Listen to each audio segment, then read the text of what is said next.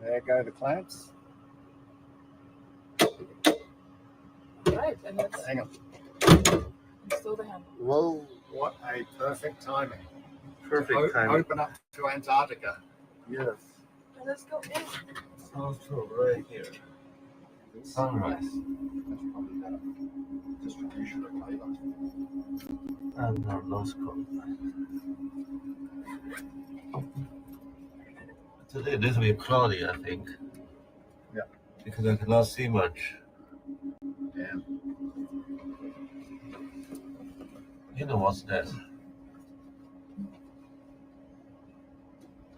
I think we are at about 120 degrees east You be very careful with the snails there. and flying north.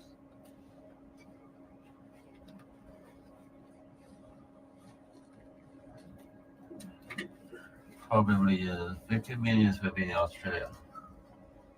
Nice. God, I've just got to move this momentarily.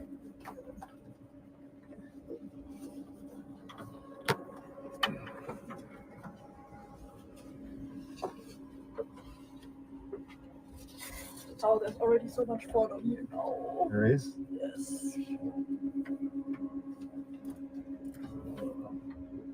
Oh, the seals are on. I think John's been waiting for this moment all his life.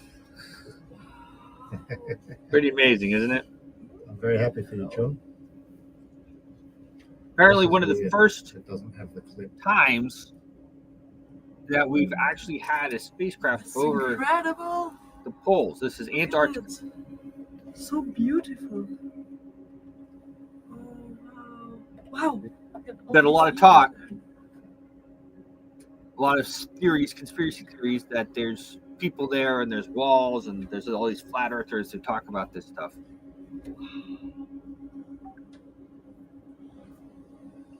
Pretty interesting. Pretty cool. Elon Musk posted it. And I thought I'd start the morning with it. I love space. Still one of, as a young kid, I always wanted to go to space, and that still is on my bucket list. I'm going to get there. I'm going to go to Mars. I'm going to go to Mars with Elon.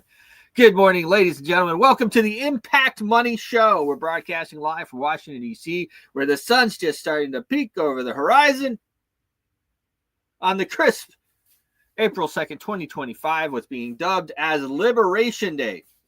The weather out here, cool, 44 degrees Fahrenheit with 0 chance of precipitation. Perfect for a clear-headed dive into today's market. Humidity sitting at 68%, and there's a light 7-mile-per-hour breeze rustling through the capital.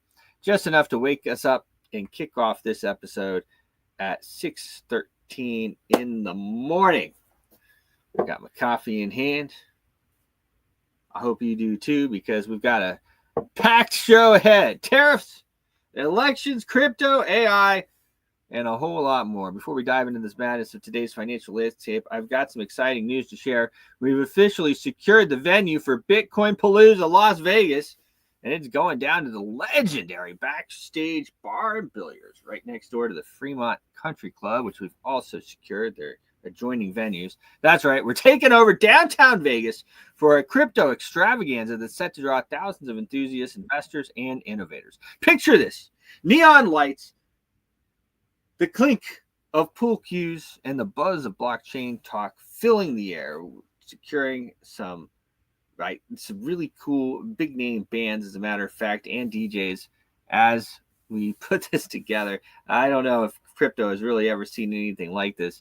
We're gearing up for a massive crowd, and trust me, it isn't just an event, it is a movement, right? It's the blockchain, it's the Bitcoin monetary revolution. So mark your calendars, May 25th, because Bitcoin Palooza is going to be the place where money meets the future. More details to come, but for now, let's get on to what's shaking the world today. It's early 6:15 a.m. It was 5:22 when I started putting this show together, and the news is already piling up like a sack of overdue tax returns. The big headlines dominating the wires is President Donald Trump's Liberation Day tariff announcement, set to drop later today at his first Rose Garden news conference of his second term. White House Press Secretary Caroline Leavitt confirmed yesterday that these reciprocal tariffs are hitting the ground running. Think immediate implementation, with the rumored 25% slug on countries buying oil or gas from Venezuela or Russia. This isn't just talk, it's a sledgehammer to global trade dynamics. Markets are already twitching. On yesterday, let me put a checklist here for myself. Yesterday, India's stock market took a 2% nosedive over those fears, and gold, it's sitting pretty at record 31.63, up about 0.5% today alone. Investors are piling into safe havens, and you can feel the tension rippling from Wall Street to Tokyo. Speaking of the markets, let's check the pulse. Dow futures are at 42,136, down about 105 points or 0.25%, with an implied opening of down 122. The S&P 500 futures, they're at 56.57, off about 1750 or about 3.3%. NASDAQ futures are also down at 19,528, down about 0.4%. That's a red start across the board, folks. And it's no surprise with Trump's tariffs hammer dangling overhead. Add in Tesla's Q1 delivery numbers dropping today, courtesy of Elon Musk, who's juggling more hats than a circus clown. And you've got a recipe for volatility. Musk says tariffs will hit Tesla's hard, but Trump's calling it net neutral, or even good. We'll see who's right about those numbers hits. Across the Pacific, Asian markets are a mixed bag. The Nikkei's up about 1/3%. A slight rebound after yesterday's tariff scare, while South Korea's Kospi is down about 0.6%, likely fretting over tech and auto exposure.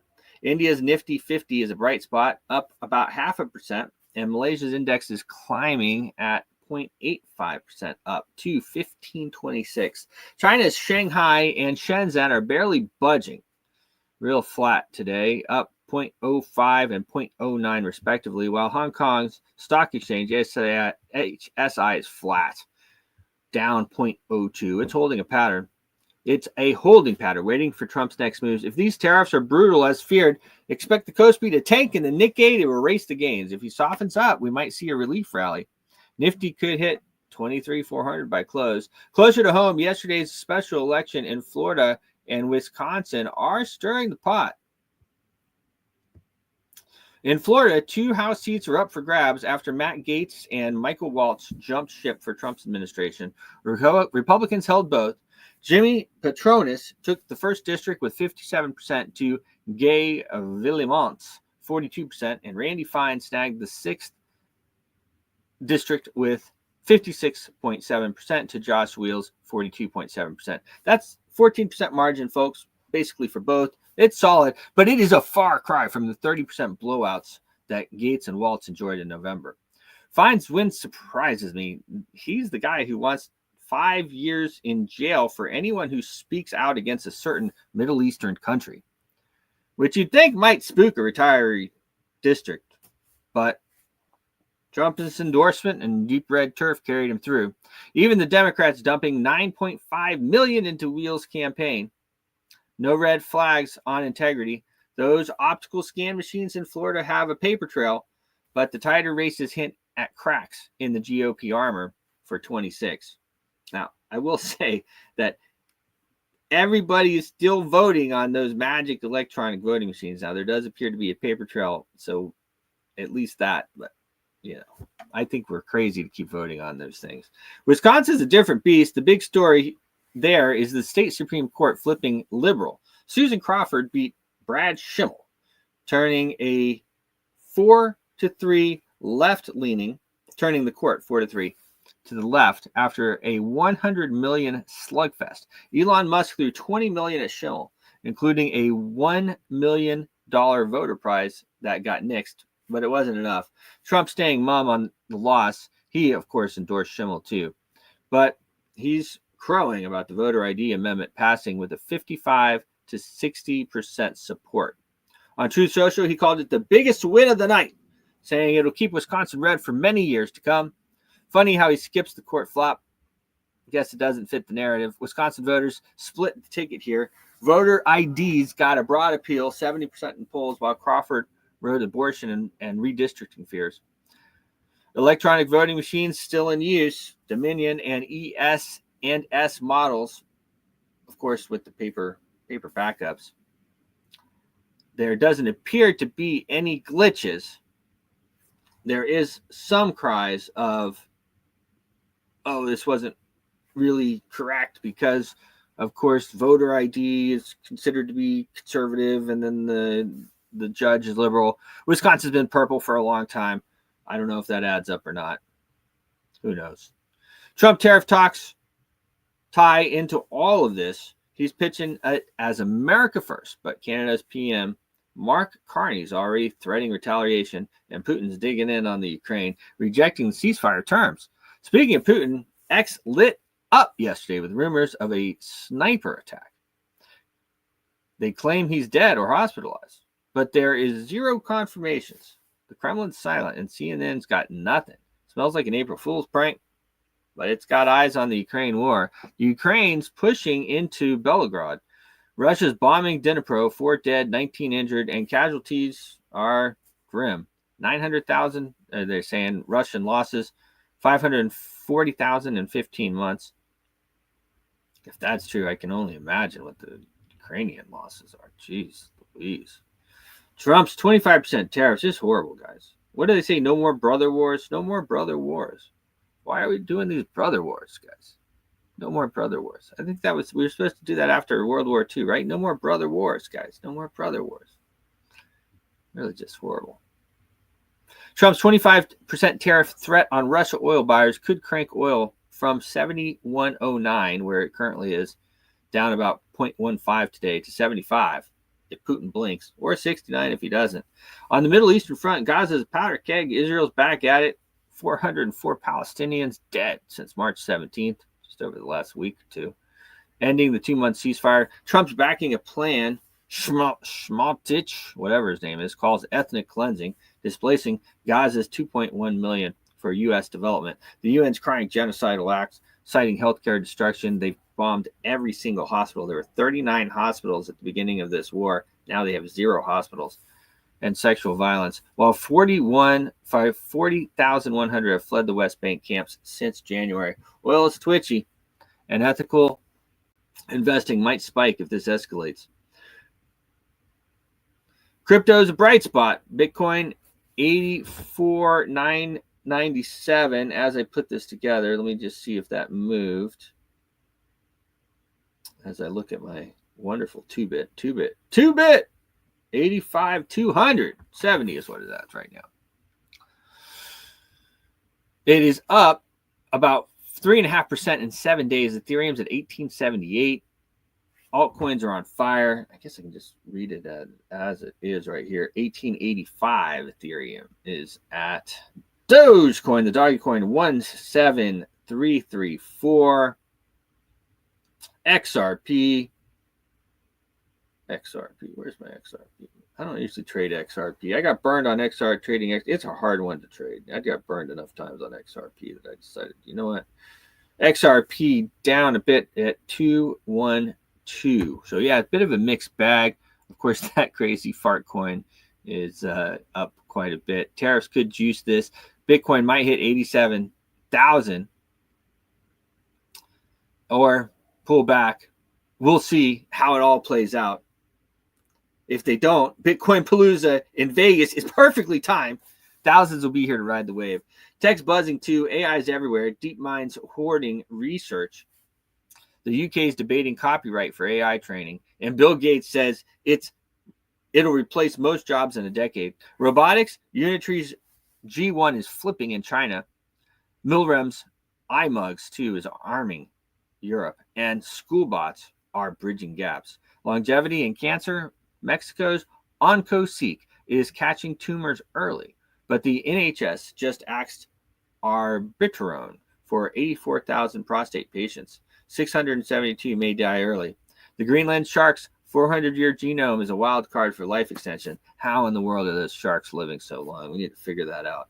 Silver's at 34.78, up 1.3%, outpacing gold. Industrial demand plus safe haven vibes. The U.S., Japan The Japanese yen is flat today, pretty flat. The BOJ has interest rates of 0.5%. It's eyeing 0.7% by year end if inflation sticks. Nanobotics Q4 numbers drop tonight. Biotech is one to watch. So what's the play? Tariffs could tank stocks or spark a gold crypto rally. Florida and Wisconsin show politics shifting money flows. AI and robotics are bets on the future. Your move, folks. Stick with us. I have with me here the great Matt Dixon with the Market Watch Report. Sir Matt, how are you? Hey, good morning, Bruce. I was just having a look at Fartcoin, see how that's doing. We'll have a look at that afresh in a moment, just to see. I've not looked at the chart at all before. I've just pulled the chart up, so we'll have a look at that. Well, it's in the top 100 now. It's on my, I just kind of in the morning, I just look at basically the top 100, kind of scan through, and there it is. Fartcoin. Just compare with some serious US companies. It has a market cap right now of almost $1 billion, over $800 million market cap for Fartcoin. I mean, it's a par for the course this year, I think. Yeah, absolutely crazy. Yeah, there's Fartcoin. So we'll have a look at that in a minute. So I won't go straight into it. We'll go straight into it. Here we go. Let's have a look at Bitcoin somewhere a bit closer to home. Okay. Oh, there we go. I was just looking at the divergences on there. I use divergence quite a lot just to look for indications. It's probably the most accurate technical indicator that I use. I use Elliott Wave as a framework to build the overall framework, which doesn't tell you specifically whether something's going up or down, but it tells you really which market phase you're in. Elliott Wave is all about the different phases of sentiment, fear, and greed, and so on. And the way investor sentiment moves markets. And when you get to the third wave, that's when you get real euphoria within a token or within an asset. It just needs to be a liquid asset. It doesn't need to be a token. It can be shares. It can be anything that's liquid. And when you get that real euphoria, you get that wave 3 normally, which is the big, aggressive, rapidly moving, the biggest wave, and often associated with that golden ratio 1.618, or some multiple of it. You can have 2.618, 4.236, and so on. These Fibonacci relationships, and it's fits in very, very well. So I find it a great way to look at the framework of the market, roughly where we're at with the market. You can actually fit the market into an Elliott Wave structure, and then within that, you use other indicators to determine, not just Fibonacci. Fibonacci is great, but other indicators as well to look for turning points. And one of those indicators that I use very often is this divergence indicator. And you can have 2 types of divergences. Well, 4 types, I guess. You can have regular bullish divergence, hidden bullish divergence, and then you can have regular bearish divergence and hidden bearish divergence. So I don't know whether we have all of those illustrated here, but actually here, for example, what we do is we draw a line from peaks on the price, solid candle bodies. So from the peak here to the peak here. Then you look at the corresponding RSI I use. You can use any oscillator, but I actually like to use RSI. I think it's a really good one with the standard settings. And then look at the corresponding here from peak to peak here. So we've got declining peaks on price, and we've got inclining peaks on RSI. And this one is called hidden bearish divergence. And what it does, it tells you here that we're likely to see a continuation of the downtrend. So even though price was moving up, it's actually telling you, because we now have hidden bearish divergence, price is likely to reverse to the downside and continue this downtrend. And that's precisely what happened here. Again, an extremely accurate indicator. Absolutely got it on the button there for the turning point there. And then the next divergence, we have another hidden bearish divergence here from this peak to this peak.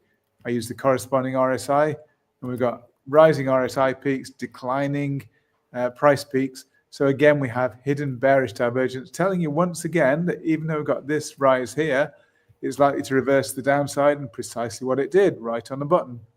So we've got some powerful downward movement there. We've got a different divergence here. This one is actually called regular bullish divergence. Here we've got lower lows on the price, and we've got corresponding higher lows on RSI.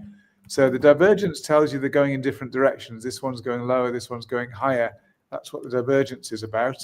And this one is called regular bullish divergence. So it's telling you at this point here, price was likely to rise. And again, precisely what happened. And you might wonder how you can use these indicators both to open a position, but also to close a position. So here, you could have opened a position right at this point here, based on this divergence signal, but also based on Elliott wave as well. We've got a nice 3-wave move down, and then we moved up based on this regular bullish divergence. And we've moved up. Where do you close your position? Well, right here we have another hidden bearish divergence signal where we've got lower highs on price and corresponding higher highs on RSI. So right at this point here was the point to close your long position that you had here.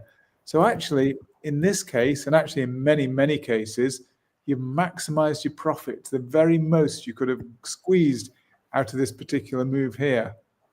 And obviously, being hidden bearish divergence, it told you to close your long position, but also it's telling you the market's going to go down from here, precisely what's happened.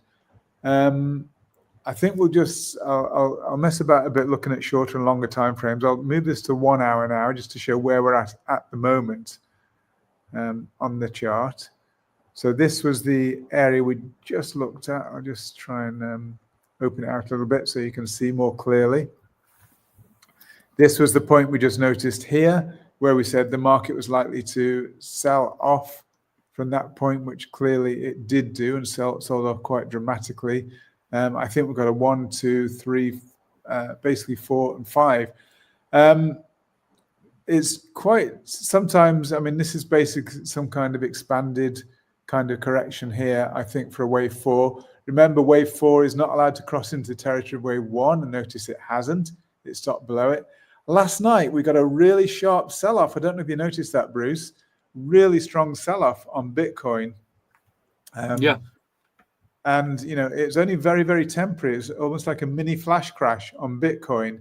And I think that was to finish this wave 5 to the downside. Notice the wave 5 went below the bottom of the previous wave 3 and even the correction here. Now, what time are you on here? What you're on? I'm on the hourly, the 1 hour. So yeah. In 1 hour, this basically the price moved from 84.7 to 81.1. So 3,000. Clear the longs. We're going up.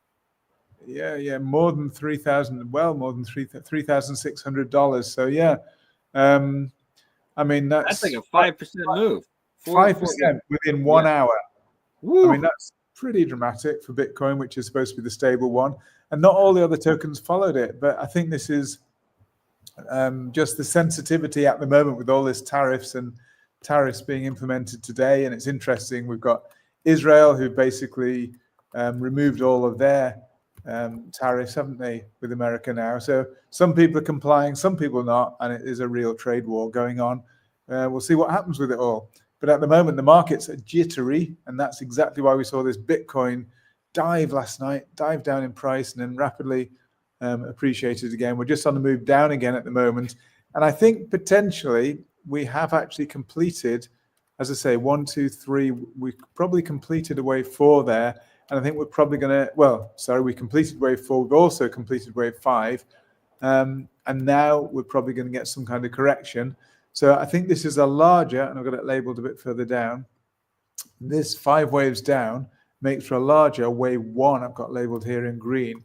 And then we'll move up against this 5-wave move down. We'll move up in 3 waves probably for a wave 2. This isn't a specific level. Wave 2 can be anywhere from here right to the way to the start of the wave 1 up here. So anywhere in that region. But wave 2s normally retrace fairly deep in relation to the previous wave 1 down, the larger wave 1 here down. So we'd expect quite a deep wave 2 correction to the upside, and then probably further movement down. You can see quite a bit further movement down. Now I'll just go on to daily so that we can see, and I'll just need to size up this chart just so as we can see where we're at. So I said that was a wave 1 down that we had. You can probably just about see that green wave 1 there from here, wave 1, looking at wave 2, 3, 4, and 5 to complete a C wave. C wave will be made up of 5 waves here. So we've had an A wave down, We've probably completed the B wave higher, and we're just going to get C wave down to complete it. Now, as I said yesterday, the line in the sand is 69,000. Someone asked me on X, why is that so important? It was the previous all-time high before the crash down to the FTX low. It's not just the fact that it was a previous high or low, that makes it quite significant in itself. But the point is it affects the overall wave count. And I'll probably scroll out. I'll just try it on the daily, see if we can see it on the daily first of all. Just again to reiterate why it's so important. I don't need to expand it too much. But basically, the reason it's so important is it makes a difference as to whether this move from really the beginning of Bitcoin, the real beginning of the Bitcoin move, we know Bitcoin began in 2009. So we had a wave 1 up from 2009, wave 2 down, wave 3 up, 4, 5. Now, the difference is this wave 1 or wave A? Now, we can't actually tell. Is this wave 2 or wave B? We can't tell. Is this wave 3 or wave C? We cannot tell at this stage. The telltale would be if we do basically go through this support here, the previous high of 69,000. If we break through it, that means it cannot be 1, 2, 3, because remember, wave 4 cannot pierce into territory of wave 1. So that would tell us this is a large ABC higher. That would be very negative implications for Bitcoin. But if it is 1, 2, 3, 4, and the wave 4 obviously can't pierce this dotted line, then we push up in wave 5, take us to new all-time highs. And that's my preferred scenario at the moment. I think that's what's going to happen when they probably soften monetary policy. And I'll just flip over to my X feed for a moment and just show you something I posted. This is from an analyst, a veteran analyst, strategist, stock market bull, Ed Yardeni. You may well know of him. He's a very famous guy in America, stock market analyst. He's basically saying the likelihood of stagflation, this is stagnant growth with inflation, which is really bad. The likelihood of stagflation has now grown to 45% chance of stagflation. Now that is bad. It's almost 50-50. That's pretty worrying that we're almost on a 50-50 odds of stagflation. So he's basically saying with the potential for current stock market correction to develop into a full-blown bear market.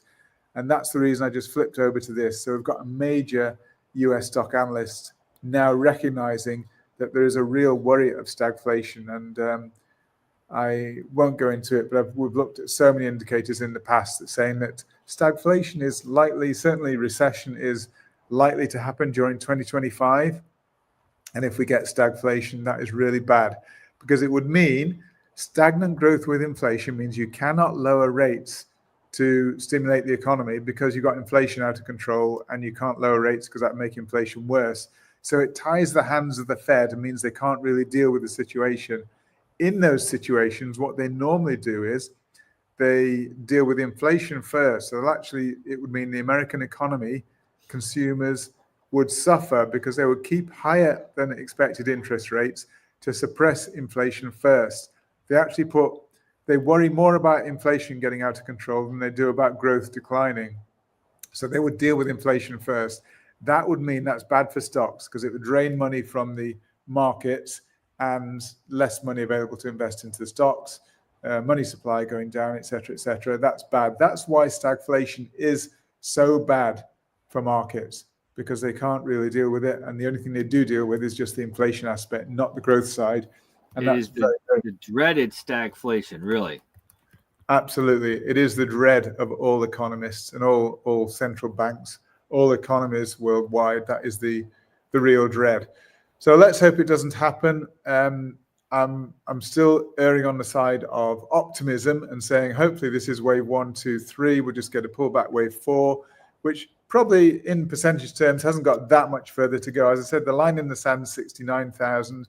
It doesn't have to go that far. It could be 70, 72, who knows?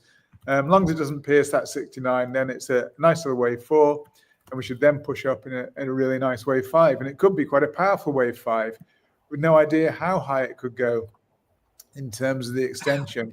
It could be that we get that Bitcoin is now the digital gold. And I mentioned yesterday about gold being quite unusual in that the fifth wave is often the extended wave, the large wave, whereas with more normal assets, it's normally the third wave that's extended to 1.618, 2.618, 4.236, or whatever, as I mentioned, those extensions. Now, if digital gold Bitcoin behaves like real gold and we get an extended wave 5, then that means that the wave 5 following this potential wave 4 here could be extended, could be quite massive compared with even the wave 3. And we saw that wave 3 rose from 15,500 to top of it here was 109,000. So massive move there. I mean, 95,000 or somewhere in that region, 94, 95,000 just for wave 3. And if you got an extended wave 5 compared to wave 3 potentially, or even equal to wave 3, that would potentially take us to, 150,000 plus for Bitcoin. And if you get 150,000 plus for Bitcoin, then we will get an alt season that everybody's been waiting for, dreaming for. And then you'll see Fartcoin go absolutely through the roof if that happens. So before we'll just take a look at Fartcoin, just out of interest. Obviously, it's a new token, so you can see there's not much history there. That's the daily. I'll go back to the 4 hour to give us a little bit more detail there. Obviously, it's below. It's still below its starting point. So we got a powerful push higher to $2.73. We're currently 50 cents. So you can see it's a lot higher than the previous high. But recently, it has been taking off a little bit again. It's really difficult to see. I'm just trying to look for some indicators. I mean, there's no particular. I'm just looking for divergences. There is some divergence. Yeah, there's some divergence here between the all-time high. So I'll just draw that in. So this is the way I'll look at even a completely untested token. So we'll look here. Look at the highs. I think looking for a solid candle body somewhere around there. Currently, we're even if we go to the high points back here. Then we'll draw corresponding on the RSI. So from the high there and to that point there. So we can already see, and even if I a little bit, we can already see that we've got higher highs on the RSI and we've got much lower high on the price peaks. So that told us that there was likely to be a decline from this point in the price, and precisely what's happened. Now, at the moment, we don't, on this scale, have any further divergences because we can see price peaks have gone down, but also RSI peaks have gone down. So there's nothing particularly there, but I can see another divergence, which is interesting. I might put this one in a different color, but we can see here we've got lower lows on the RSI troughs, and we've got corresponding, just get them absolutely lined up. So we've got corresponding higher, let's see, it's to here, corresponding higher lows on the price. This one here is hidden bearish divergence. That gave us this price decline.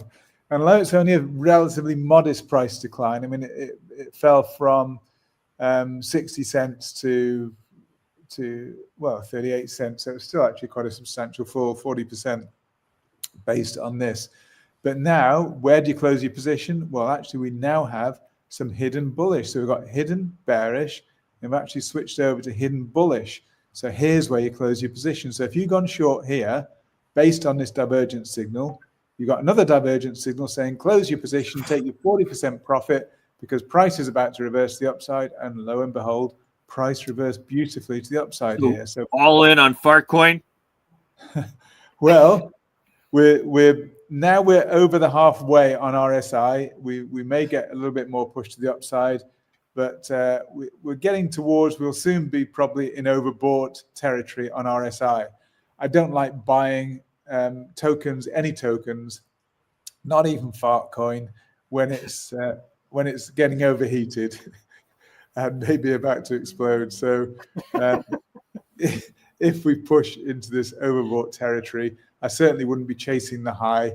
I'd be maybe looking for a correction, maybe buy the dip and look for those signals again, maybe some divergence. But I don't just use divergence. I will look at this from the perspective of other indicators, even simple moving averages.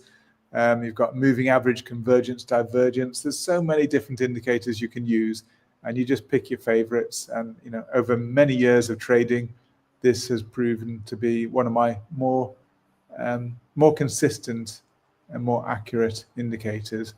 So we've had, just go back to the well-known tokens.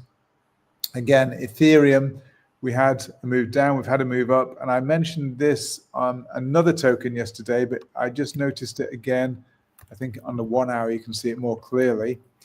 I noticed again that we have had seven waves to the upside, and I counted this on another token. I think it might have been Bitcoin yesterday. We had 7 waves to the upside. 7 waves, if you remember, is a corrective count. So normally 5 waves is impulsive, 7 waves is corrective, 3 waves is corrective as well. So if you have 1, 2, 3 and that's it, then you'd expect a decline to below that level. But it carried on.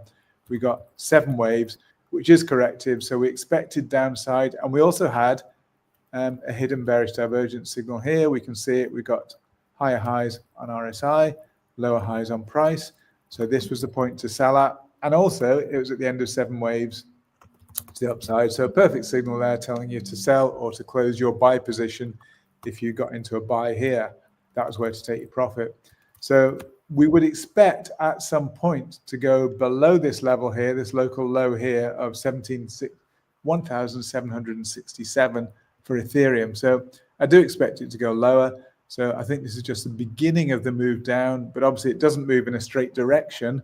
You're going to get retracements along the way, but ultimately I expect it to drop below this level for Ethereum. So same with Bitcoin. I've got a negative outlook short term, and as I say, we need to watch with hawk eyes on that 69,000 level for Bitcoin in particular. And it's pretty much the same story across the board. I mean, Solana here, let me go back to slightly longer term, 4 hour, for example, on Solana. You can pretty clearly see this is a corrective, choppy move with it going nowhere. It's actually testing lower, testing higher a lot, and the price tends to arrive roughly in the middle. Yes, we tested higher, but it looks like some kind of ABC higher. So I think that's reasonably negative. And again, if we looked and scrolled out longer term, we've done this before, there are lots of consolidations along the way that we've had for Solana. So you can see when we push down, you get a consolidation, correction higher, push down, consolidation, triangle across, push down, consolidation, choppy movement, consolidation, push down, rapid push down, consolidation, choppy movement, push down, consolidation. And this latest push down from the X wave, we're getting a consolidation sideways again. You can see this choppy, close, choppy movement here. So we're expecting at some point, round about here, another push to the downside for Solana. So again, as we always say, those jigsaw pieces are fitting together with the different assets. We're in a choppy consolidation right now. Not quite sure how far that will go, but then we expect another push down to take us lower again. And my expectation for Solana, as I say, is a strong possibility of Solana 100 would be a solid support. Let's just see if that holds. Let's hope it holds. It'll be a great area, I think, to buy the dip and to dollar cost average. Looking through, one of the biggest fallers, one we mentioned the other day, is Jasmy, down over 7% today. Remember, we said Jasmy was in danger of being delisted by Binance, and that's still, I think, hanging over them. I don't think they've been delisted as yet, but that is the danger. And because of all the talk of delisting, obviously it's very negative. It's probably one of the biggest fallers. It's the biggest faller I've got on my list of tokens today anyway. Yeah, so that's pretty much it for those tokens. Looking at SPX, obviously big downturn. This is based off the danger of tariffs or the concern of tariffs. And we can see here, I'm just opening out a little bit again so you can see. So we've got an A wave down, B wave up. Again, looks very corrective. This movement down overlaps into this movement up. So that can't be a wave 1. So it's a correction. So it's a wave B higher. And we're pushing down, a bit like Bitcoin, wave 1, wave 2. We're going to push down in wave 3. So everybody's concerned about these tariffs because tariffs, of course, they're Trump is hoping for some sort of long-term benefit from this, but certainly even if he gets that long-term benefit, which I think is extremely doubtful, but even if he does get that, it's definitely going to cause short-term pain. And Trump even admitted that himself, that there is going to be some short-term pain. He says it's going to be worth it. He believes it's going to be worth it. Yeah. Tighten your belt buckles, folks. Yeah. For those who are in the worst position, they're the ones who's going to have to tighten their belt buckles the most. But anyway, we've got A, we've got B. We're going to C wave should be in 5 waves. We've got 1, 2. We're going to get a third wave down at some point, quite a rapid third wave down, fourth and a fifth. Hopefully that will then be the end of the correction for the end of the current correction for the SPX, the S&P 500. So like Bitcoin, maybe we're expecting further downward to complete the correction, but then some nice upward movement to take us to brand new all-time highs yet again. So I think that's very much on the cards right now.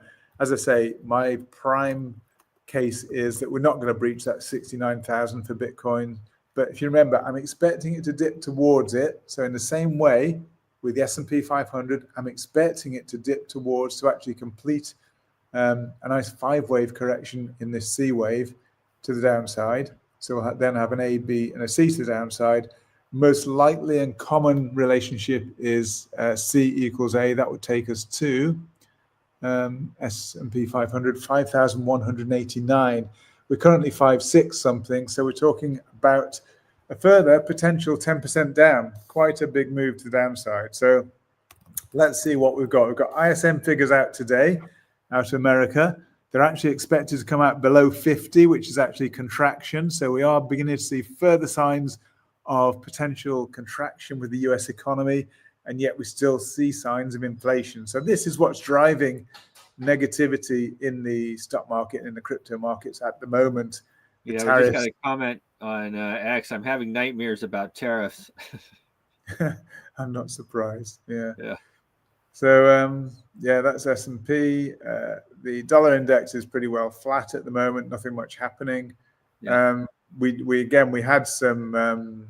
Yeah, you can see here we had some regular bullish divergence, telling you the dollar was going to strengthen a bit after a long decline. Precisely what happened, absolutely on the button.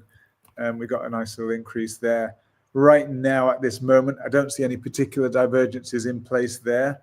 Don't see any. So we'll leave that one for the time being. We can look at longer term and see where it's going. But for now, no particular direction there. Oil prices declined a little bit.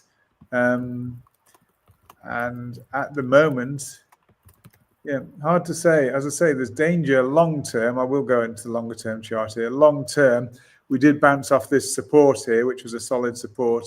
And long term, there's potential for oil price following what may be a long-term triangle here that we could push substantially to the upside. So I think that will be based on geopolitical unrest, not on the economies booming, because all of the economies are slowing down really. China, Europe, US is beginning to show signs, and US has been the most resilient. It's really been the real poster child for economies. It's really done very, very well in the face of such challenges, but it's now beginning to succumb to some of these challenges and seeing the economy slowing down. So if oil prices to rise, it basically means that we're probably going to, I believe, see some further geopolitical unrest. Maybe it's unrest caused by the tariffs. I don't know what it is. I mean, tariffs, don't forget, do increase prices. So it also, if there's tariffs on oil, it's going to increase oil prices as well. So we're not quite sure what the reason is, but there's a real potential for oil price to increase. That again will be a bad sign for inflation, because it means the prices of everything based on oil goes up, and everything is based on oil at the end of the day. And we'll just close the day finishing on gold. Gold again went beautifully to new all-time highs. It's just testing that. It looks a bit corrective at the moment. I still think there's probably more to go. So we said yesterday that we've got wave 3, wave 4, and this wave 5 has got wave 1, 2, 3, 4, 5, and the fifth wave itself is made up of 5 waves. But I don't think that fifth wave is yet complete. I think there's probably still probably a little bit higher to go, but we'll need to watch that quite closely on the 1 hour chart. yeah, I think we're probably still going to have maybe a bit more of a correction on gold. Looks like 3 waves down, 3 waves up. So we'll probably get a bit of a 5-wave move down before we then push again. That's called a flat correction, by the way. If you get 3 down, 3 up, and then 5, it's called a flat correction. It is a correction, and it's a correction down here. So it means the impulsive direction is still higher. So while short term, we could see a bit more downside for gold, it means medium term, we're still looking for another all-time high to come on gold. So on that bright note, we'll leave it for today. Again, hope it's helpful. Been a pleasure to be with you, Bruce, and look forward to the rest of the show. Always a pleasure, Matt. Thank you so much. Thank you. All the best. Bye for now. Cheers. Great Matt Dixon with the Market Watch Report. As I always say, world-class analysis that we get here daily on the Impact Money Show. Of course, it is a big day. It's a big day here in the U.S. Capitol. I can tell you that. I mean, just like Liberation Day, we're going to find out what happens with these tariffs. We have reciprocal tariffs. We have 25% tariffs that are supposed to be on countries that buy Venezuelan oil. And then is there something up Trump's sleeve for Russia and Putin? I mean, anything goes, really. It's hard to say what's going to happen. Anybody's guess. My thought is that the tariffs are going to come out. They're going to be not as severe as most people think. And then the markets are going to fly. But I'm an optimist at heart.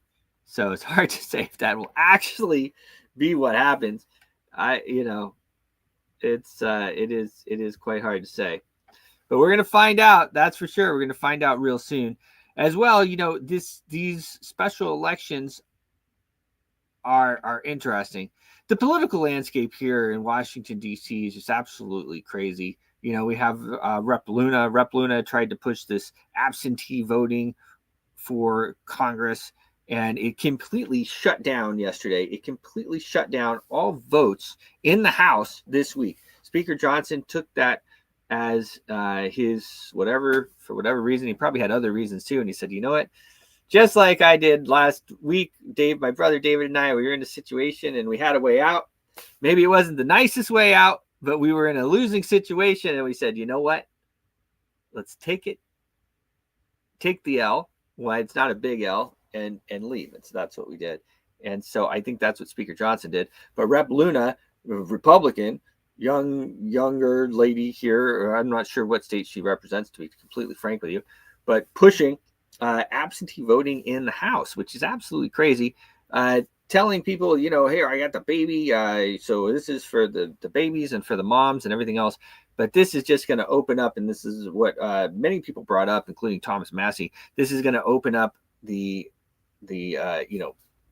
fraud. Okay, it's just going to be easier for people to fake things and to make votes look like. I mean, look at how long they kept Barbara Boxer, right?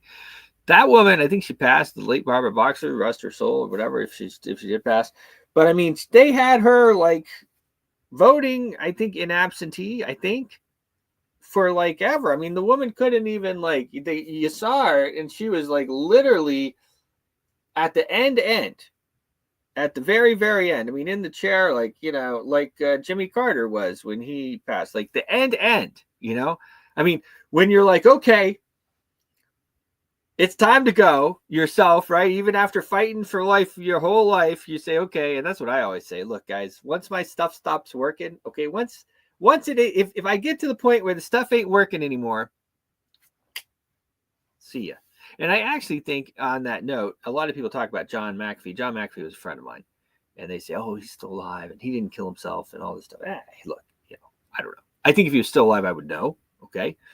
But did he kill himself? Did he not kill himself? I don't know. But I think at a certain point, you say, okay, what upside do I have? When I saw him in the Bahamas when he was in Exuma there on his, once he had left the U.S., and we went over there. My brother David and I went over there. We called it the Exiled Edition. And then we went all around the world. We went to Taipei and Taiwan and a few other places. Ended up back at the Kentucky Derby. As a matter of fact, I love the Kentucky Derby. It's one of my favorite things to go to. Actually, things moved around. I might be able to make it again this year. I might be. Although we have Dubai. We have the Global Family Office Investment Summit on 6th and 7th. Anyway, I'll get to that in a minute. But the point is, even though he said he would never kill himself and all this other stuff, I don't know that, maybe you get to a certain point. He's also big boy. And, certain times you might just say, hey, this show is over, folks. The show is over. Not saying that he did. I don't know.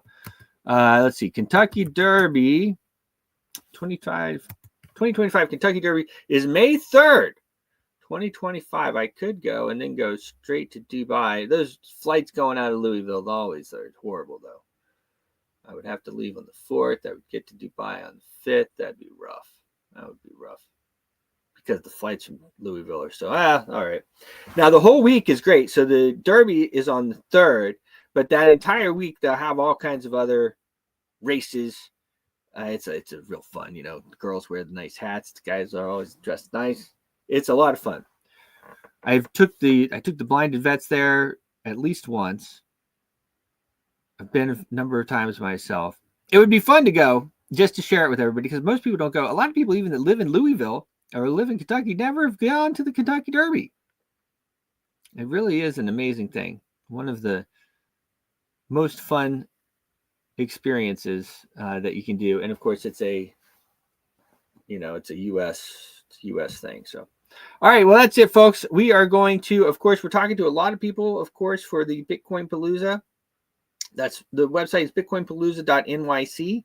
If you want to get involved, if you want to get involved or sponsor or anything like that, we had 1,135 people, or 77 actually, 1,177 people sign up for Bitcoin Palooza in New York City. And of course, it was a big success. So we are expecting at least that for Las Vegas, of course, nestled there with the mighty Bitcoin 2025 conference. So if that's something that you think that would be advantageous for you, if you want to talk to those Gen Zs, those millennials, those crypto investors, those crypto traders, Generation X as well, and on, that's a market that you want to hit, let us know. You can reach out to me. I'm very easy to find. Just very easy to find. Reach out on X or Google me. I'm very easy to find. Contact me on LinkedIn. Over 20,000 connections on LinkedIn. Thank you very much. It's an honor and a privilege, guys. Over 20,000 connections. I looked yesterday and I said, well, I'll be darned. 20,000 on LinkedIn. That's a lot. Of course, I was one of the I wouldn't say I was one of the original ones on LinkedIn, but I was on really early. You know how it says 500 plus connections? 500 used to be the cap. You couldn't have more than 500 connections. It was just like 500 and that was it. And then a lot of us got to 500 and we kind of said, well, and then they raised it. But it's a lot of fun. We also actually threw a party for LinkedIn years ago in Central Park there where the Woolman rink is in the winter. A lot of fun. LinkedIn is great business. Of course, X is my preferred platform for everything, but LinkedIn is great. Rumble is great. Facebook is all right too. That guy, what's his face? He just can't help himself though. He's just we're gonna get rid of fact checkers, and the fact checkers back. Whatever. Anyway, all right. Well, that's it for me, folks. It is always a pleasure. I hope that you guys have enjoyed the market reports. We're gonna have more. We'll be back tomorrow, doing it again. I will be working all day. If you would like to talk to me, just reach out. And make sure if you're in the crypto space and you want to get some crypto, our friends over here at 2bit.com exchange, use the referral code Impact Money and you get some special benefits there. But you can hit the QR code right down there and that'll take you right there and it'll autofill the Impact Money code. Available in the US, you can upload money, you can deposit money with the credit card and everything else. And we're big supporters and love it. We use it every day. Cheers, guys. Hey, Randy, I got another home run for us, man. This 2-bit exchange is absolutely amazing. Hey, Bruce, what's up, man? Yeah, why don't you tell me about that 2-bit exchange? Yeah, that's right. And we're going to be able to list our coins that we want, that we support, and they're going to be on this amazing derivatives platform. It's absolutely awesome. Derivatives? I love derivatives. I can't wait to be on the trade copy program. So what I want you to do is set up an account and then send me your UID, and let's set you up with a trade copy system, and you just let it run. Copy our trades. That's it. Easy peasy. So you want me to open an account, send you my user ID, and you hook me up with the trade copy system. I can't wait. Sounds spectacular. Hey, Matt. Hey, listen, I met with the guys at 2-Bit Exchange while I was in Dubai, and this platform really looks amazing. Yeah, hi Bruce. Yeah, thank you again for that heads up. I mean, I've looked into this 2-Bit platform. It does appear to have everything we're looking for. Yeah, that's right. 2-Bit, T-O-O-B-I-T. They have great liquidity. They have futures platform. There's a lot of functionality that I think you're going to like on there. And they really want to work with us. They want to work with the Impact Money Show. And as you and I both know, if they have a good product and they want to work with us, well, hey, that's half the battle. I mean, basically, I love that copy trade facility. I love the features on the platform. It's basically very simple to use. Our viewers only need to set it up to copy our trades, and they just do all the trades that we do. Makes it really easy for people to participate. I think they're going to love it. I'm pretty excited about it. And yeah, it's definitely going to benefit people. I mean, obviously with all the years of experience that we can pack into it, and people can basically benefit from that. Yeah, I definitely think it's a goer. Hey, David. Yeah, man, I'm excited about it too. I mean, when you think of the ways that we can help our viewers earn money and be able to participate in the monetary revolution, this 2-Bit platform just opens up all kinds of doors that they don't have right now. Hey, Bruce, I'm checking out this platform. It's revolutionary. That's absolutely correct. And the futures platform is amazing. Great liquidity. And the copy trader program, people are going to be able to make the trades exactly when we make them and make the money that we make. It's a win-win for everybody. Open for U.S. customers, and you can deposit money with a credit or debit card. Doesn't get better than this. Beautiful. And what do you think we should use as a referral code? I think we should use Impact Money. That's the one. Impact Money.